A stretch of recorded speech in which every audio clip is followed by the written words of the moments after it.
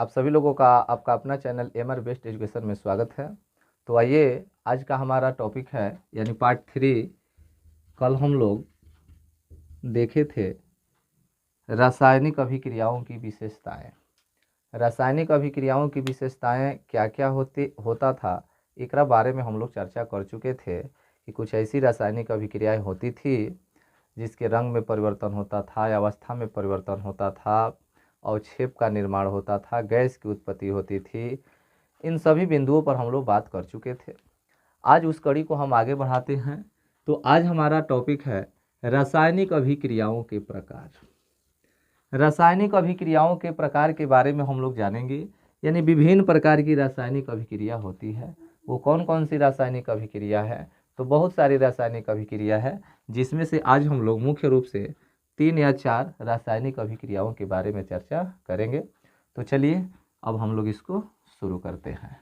यदि आप इस चैनल पर नए हैं और ये हमारी वीडियो आप देख रहे हैं और ये वीडियो आपको पसंद आ रहा है, तो इसे लाइक, शेयर और सब्सक्राइब करना न भूलें, क्योंकि वीडियो बनाने में बड़ा मेहनत लगता है दोस्तों। तो चलिए, पहला हमारा क्या है? रासायनिक अभिक्रियाओं के प्रकार। ये आपका टॉपिक हुआ। रासायनिक अभिक्रिया कितने प्रकार की होती है? तो रासायनिक अभिक्रियाओं को उनके प्रकृति के आधार पर कई भागों में बांटा गया है, जिसमें से पहला हमारा रासायनिक अभिक्रिया है संयोजन अभिक्रिया, या संयोजन को हम लोग बोलते हैं संश्लेषण अभिक्रिया। तो संयोजन या संश्लेषण अभिक्रिया, संयोजन या संश्लेषण अभिक्रिया किसे कहते हैं? तो देखिए, इसके नाम में ही छुपा हुआ है संयोजन। संयोजन का मतलब होता है जोड़ना। संयोजन का मतलब क्या होता है? जोड़ना।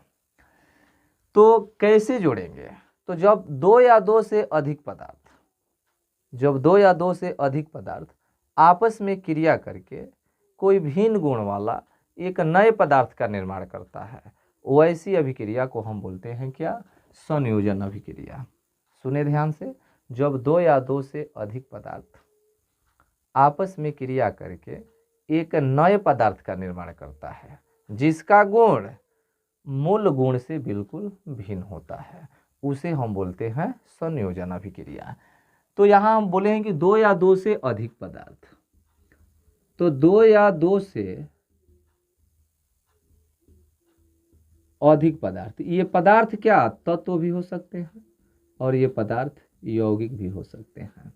यानी दो या दो से अधिक तत्व आपस में क्रिया करके एक नए पदार्थ का निर्माण करेंगे, या दो या दो से अधिक यौगिक आपस में क्रिया करके एक नए यौगिक का निर्माण करेंगे।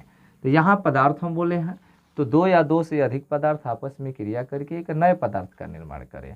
तो आपको ध्यान में रखना है कि पदार्थ तत्व भी हो सकता है और पदार्थ यौगिक भी हो सकता है।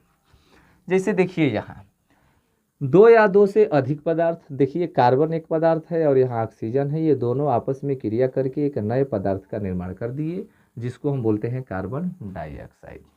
तो कार्बन आपका तत्व है, ऑक्सीजन आपका तत्व है। तो ये तत्वों का संयोजन है। ये किस चीज़ का संयोजन है? ये तत्वों का संयोजन है, तत्वों का संयोजन है। तो ये दो या दो से अधिक तत्व, दो या दो से अधिक पदार्थ आपस में मिलकर एक नए पदार्थ का निर्माण किया। देखिए, तो नए पदार्थ के रूप में क्या मिल गया? कार्बन डाइऑक्साइड मिल गया। क्या मिल गया? कार्बन डाइऑक्साइड मिल गया, जिसका गुण मूल पदार्थ के गुण से बिल्कुल भिन्न है। क्या है? देखिए, यहाँ कार्बन तत्व, ये ऑक्सीजन तत्व, यहाँ कार्बन डाइऑक्साइड गैस, यानी इसका गुण और इसका गुण बिल्कुल क्या है? भिन्न है। तो ये हो गया तत्वों का संयोजन। यहां देखिए, यौगिकों का संयोजन किया गया है। ये यौगिक है, पढ़ चुके हैं कि जो यही प्रकार के परमाणुओं से मिलकर बना होता है वो तत्व होता है। और जब दो या दो से अधिक तत्व आपस में कोई निश्चित अनुपात में क्रिया करके बनते हैं, उसको हम बोलते हैं यौगिक। जैसे ये निश्चित अनुपात में क्रिया करेंगे तब यहाँ कार्बन डाइऑक्साइड बनेगा। ये निश्चित अनुपात 3:8 होता है। तो ये आपका कहलाता है, ये यौगिकों का संयोजन है। यहाँ आपको तत्व और यौगिक पहले से दिमाग में रहना चाहिए कि तत्व क्या होता है, यौगिक क्या होता है। तो संयोजन अभिक्रिया आप समझें, संयोजन का मतलब होता है जोड़ना, यानी जुटना। जब दो या दो से अधिक पदार्थ मिलकर जुटकर एक नए पदार्थ का निर्माण करता है जिसका गुण मूल पदार्थ के गुण से बिल्कुल भिन्न होता है, उसे हम बोलते हैं क्या? संयोजन या संश्लेषण अभिक्रिया। यहाँ देखिए कली चूना और जल मिलकर, कैल्शियम ऑक्साइड और जल मिलकर ये चूना पत्थर का निर्माण कर दिया। ये आपका चूना पत्थर है, ये आपका चूना है। तो यानी ये कली चूना और ये आपका जल मिलता है तो क्या बनता है? कैल्शियम हाइड्रोक्साइड बनाता है। क्या बनाता है? कैल्शियम हाइड्रोक्साइड बनाता है। तो ये आपका हो गया संयोजन अभिक्रिया। दूसरा आपका क्या है? वियोजन अभिक्रिया या अपघटन अभिक्रिया। देखिए संयोजन का मतलब होता था जोड़ना और वियोजन का मतलब होता है तोड़ना। ये आपके दिमाग में है तो ये भी आपके दिमाग में बैठ जाएगा। संयोजन का मतलब क्या होता है? जोड़ना। जोड़ना का मतलब दो या दो से अधिक पदार्थ आपस में मिलकर एक नए पदार्थ का निर्माण करते थे। लेकिन वियोजन में क्या होगा? वियोजन में टूटेगा। जब किसी यौगिक के बड़े अणु के टूटने से दो या दो से अधिक यौगिक का निर्माण हो, उसको बोलेंगे वियोजन अभिक्रिया या अपघटन अभिक्रिया बोलेंगे। समझ में आया आप लोगों को? देखिए ये कैल्शियम कार्बोनेट ये यौगिक का एक बड़ा अणु है। जब हम इसको हीट करते हैं यानी गर्म करते हैं तो ये दो छोटे छोटे यौगिकों में टूट जाता है, जिसमें पहला आपका मिल जाता है कली चूना calcium oxide plus carbon dioxide, ये गैस के रूप में उड़ जाता है। तो देखिए तो यहाँ इसका अपघटन न हुआ है, इसका तोड़ा, इसको हीट करते हैं तो ये दो रूपों में टूट गया, दो छोटे छोटे यौगिकों में टूट गया।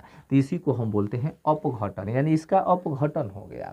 ठीक इसी तरह से पोटेशियम क्लोरेट को देखिए, पोटेशियम क्लोरेट को जब हम हीट करते हैं तो ये पोटेशियम क्लोराइड और ऑक्सीजन गैस में टूट जाता है, और ये गैस है, ये आपका डिनोट करता है गैस, यानी ये गैस बनकर उड़ जाते हैं। ये यहाँ 2, 2, 3 ये संतुलित समीकरण के रूप में लिखा गया है। ये आपका जितनी भी रासायनिक अभिक्रियाएं होती हैं उन सभी रासायनिक अभिक्रियाओं को रासायनिक समीकरण के रूप में निरूपित किया जाता है। तो वियोजन या अपघटन अभिक्रिया किसे कहते हैं? जब किसी यौगिक के बड़े अणु के टूटने से दो या दो से अधिक यौगिक का निर्माण होता है, उसको हम बोलते हैं वियोजन अभिक्रिया या अपघटन अभिक्रिया। जैसे इसको तोड़ रहे हैं, इसको हीट कर रहे हैं तो ये दो भागों में टूट गया, इसको भी हीट किए तो दो भागों में टूट गया। ये संतुलित किया गया है। यहाँ ये अगर नहीं रहेगा तो देखिए इधर देख रहे हैं पोटेशियम क्लोरेट को हीट किए तो पोटेशियम क्लोराइड और ऑक्सीजन बन गया। देखिए इधर ऑक्सीजन 2 गो है, इधर ऑक्सीजन 3 गो है, तो बराबर तो करना पड़ेगा ना। तो यहाँ 2 लगाएंगे तो 3 दूना का 6 हो जाएगा, तो यहाँ 3 लगाएंगे तो ये 6 गो ऑक्सीजन हो गया, यहाँ भी 6 गो ऑक्सीजन हो गया, लेकिन KCl 2 गो हो गया, इसलिए यहाँ भी 2 लगाना पड़ता है। तो ये आपका संतुलित रासायनिक समीकरण कहलाएगा। तो ये दूसरा आपका हुआ वियोजन अभिक्रिया। तीसरा आपका है विस्थापन अभिक्रिया। विस्थापन अभिक्रिया का मतलब क्या होता है कि जब किसी परमाणु या अणुओं के द्वारा उनके स्थान का अदला बदली कर दिया जाए, तो अदला बदली कर दिया जाए तो वही आपका होता है विस्थापन। तो ये विस्थापन 2 तरह से होता है, या तो एकल विस्थापन होगा और नहीं तो उभय विस्थापन होगा। तो इहो एक तरह से अभिक्रिया हो गया, एकल विस्थापन अभिक्रिया, और एगो क्या हो गया? उभय विस्थापन अभिक्रिया। तो एकल विस्थापन अभिक्रिया किसे कहते हैं? तो यह अभिक्रिया ऐसे यौगिकों में उपस्थित किसी परमाणु या परमाणुओं के समूह को दूसरे परमाणु के द्वारा ही विस्थापित कर देती है। किसी परमाणु या परमाणुओं के समूह को दूसरे परमाणुओं के द्वारा विस्थापित कर देना विस्थापन अभिक्रिया है। एकल विस्थापन अभिक्रिया उभय विस्थापन, उभय का मतलब द्विविस्थापन अभिक्रिया। तो एकल विस्थापन और द्विविस्थापन में क्या अंतर है, ये उदाहरण से देखिए। यहाँ लोहा कॉपर सल्फेट के साथ अभिक्रिया करता है तो कॉपर जो है, लोहा जो है कॉपर को विस्थापित कर देता है, तो कॉपर यहाँ अलग हो गया। यहाँ कॉपर सिल्वर नाइट्रेट के साथ अभिक्रिया करता है तो कॉपर सिल्वर को विस्थापित कर देता है। तो यहाँ क्या हम देख रहे हैं, किसी ये वाला इसको विस्थापित करके इसका स्थान ले लिया, इसको अलग कर दिया। यहाँ ई वाला इसको विस्थापित करके इसका स्थान ले लिया, ये देख रहे हैं ना, ये इसका स्थान ले लिया और ये यहाँ से विस्थापित हो गया। तो इसको एकल विस्थापन अभिक्रिया कहेंगे। उभय विस्थापन अभिक्रिया में क्या होता है कि दो यौगिकों के आयनों का आदान प्रदान होता है, दोनों यौगिकों के आयनों का आदान प्रदान होगा, उसको उभय विस्थापन अभिक्रिया कहेंगे। जैसे देखिए यहाँ NaCl है और AgNO3 है, तो इसका आयन इससे विस्थापित होगा, इसका आयन इससे विस्थापित होगा, दोनों का अदला बदली होगा, लेकिन हेकरा में एगो का स्थान लेके एगो को अलग कर देगा, इसलिए इसको बोला जाता है एकल विस्थापन अभिक्रिया। तो इसमें किसी परमाणुओं के द्वारा किसी दूसरे परमाणु के स्थान को विस्थापित कर देता है। जैसे यहाँ कॉपर सल्फेट का जो स्थान है, ये लोहा कॉपर को विस्थापित कर दिया, कॉपर का स्थान लोहा ले लिया और कॉपर अलग हो गया।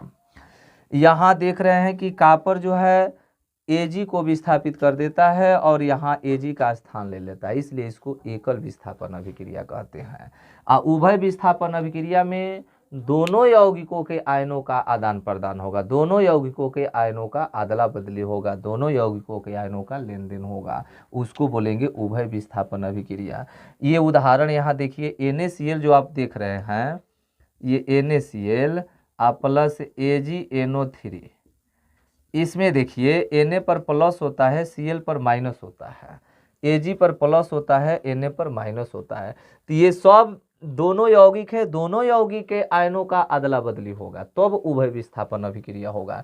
तो यहाँ क्या होगा कि AgCl के साथ जाएगा और NaNO3 के साथ जाएगा। तो यही तो हुआ है, यहाँ देखिए ये Na प्लस वाला हाई माइनस के साथ चला गया, तो NaNO3, ये Cl माइनस वाला Ag प्लस के साथ चला गया, तो AgCl, जो एक तरह से ही अवक्षेप होता है, एक तरह से अवक्षेप यानी ठोस पदार्थ होता है जो अवस्था के परिवर्तन को भी बताता है।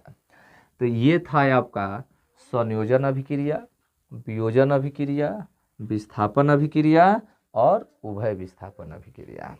अब हम अगले दिन देखेंगे इसके आगे का और 2-4 अभिक्रिया रह जाता है, जैसे वैद्युत अपघटन अभिक्रिया, उदासीनीकरण अभिक्रिया, प्रकाश रासायनिक अभिक्रिया, ऑक्सीकरण अवकरण अभिक्रिया, 2-4 और अभिक्रियाएं हैं, उसको हम अगले वीडियो में कवर करेंगे। ठीक है, धन्यवाद।